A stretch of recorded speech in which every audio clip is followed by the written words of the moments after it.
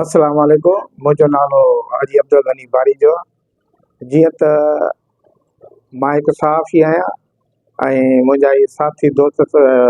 नजीब अहमद ख़ासकेली ते 8 दिसंबर ते हिकु मावा गुटका जी कूड़ी FIR थाणे मेमणगोड़ ते दर्ज थी हुई,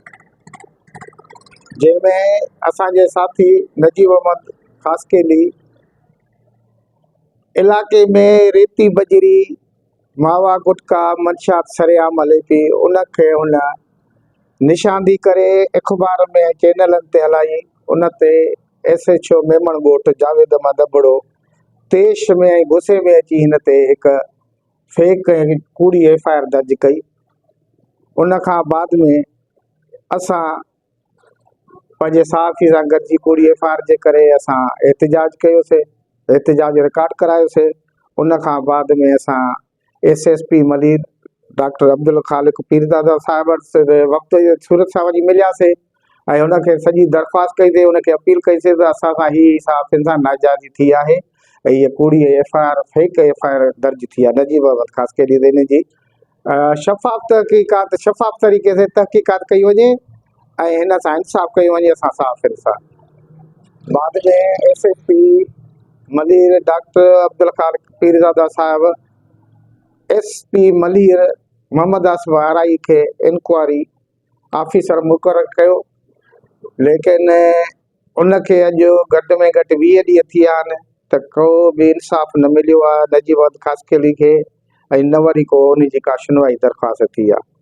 उन खां बाद में SHO मेमणगोठ ऐं DSP शोभा तहक़ीक़ात शाहनवाज़ मेमण साहब मेमणगोठ कलंदरी बस्ती गुलिस्तान मुस्तफ़ा जी हिकु चौकी हुई, पुलिस चौकी,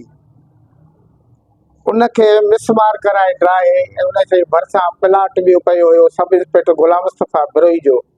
उन ते बि कब्ज़ो करे हिकु तामीरात बिल्डिंग ठहे पई, जंहिं ते इलाइक़े जे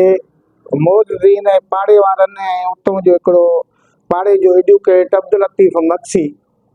उहा दरख़्वास्त खणी SHO मेमणगोड़ जावेद अहमद दबड़े खे ॾिनी त बाबा हीअ गैर कानूनी कब्ज़ो थी रहियो आहे ऐं DSP शाहनवाज़ मेमण जी सरपरस्ती में जो हीअ पुलिस चौकी अवाम जी हिफ़ाज़त लाइ आहे, उन ते बि कब्ज़ो कयो ऐं कब्ज़ा माफ़िया गनी अब्बासी आहे उहो कमु कराए रहे थो ऐं सरपरस्त DSP शाहनवाज़ मेमण आहे। जीअं त हुन SHO मेमणगोड़ दरख़्वास्त वठी ऐं इलाइक़े वासियुनि जे चवण ते उन जे मुदख़ल ते उहो कमु बंदि थी वियो। उन खां बाद ॿिए ॾींहं ते छा थियो त 3 ॾींहं ते SHO मेमणगोठ का बि कार्रवाई ॻोठ वारनि जे करे न कई, न वरी का FIR दर्ज कई। 3 ॾींहं ते 29 तारीख़ 27 दिसंबर ते इहो वाक़ियो हुयो जेको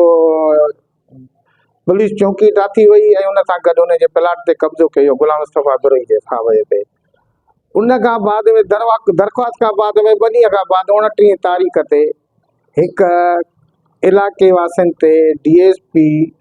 शाहनवाज़ मेमण जी मुदख़ल ते हिकिड़ी कूड़ी इलाइक़े वारनि ते FIR थी, जंहिंमें पंहिंजो हिकिड़े एडवोकेट जो नालो आहे अरशद बारी साहब उन ते ऐं उन सां गॾु ॿिया ॻोठ वारा अली नवाज़ बुलेदी, हाजी नज़ीर चन्ना, रऊफ़ बुलेदी ऐं ॿिए ते, यानी कि 8-9 ते FIR थी नामिनेट ऐं 8 उन में नामालूम आहिनि। उहा FIR जी जेकी तहक़ीक़ात या शुरू न आहे त DSP